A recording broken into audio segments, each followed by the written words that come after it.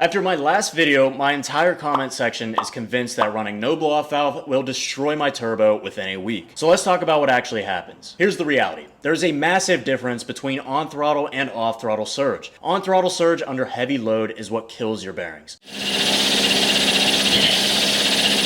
Off-throttle surge does not. When you let off the throttle, there is no exhaust drive pressure pushing up against the turbine. So the compressor wheel is basically just freewheeling down while the air chops back out the inlet. Does it slow the turbo down between shifts? Technically, yes. Does it take off a tiny sliver of the lifespan on a modern bearing setup? Maybe 2%. People run plenty of boost on high horsepower builds with no blow-off valve for over a decade with zero issues. And a turbo is basically a high performance wear item. I mean, they typically start failing around the 100,000 mile mark. It's usually not some random part that you can expect to get 300,000 miles out of anyways. And honestly, throwing a crazy aggressive tune or doubling the factory horsepower on a stock engine is going to do way more to engine lifespan than a little bit of turbo flutter ever will. So go ahead and enjoy the turbo flutter.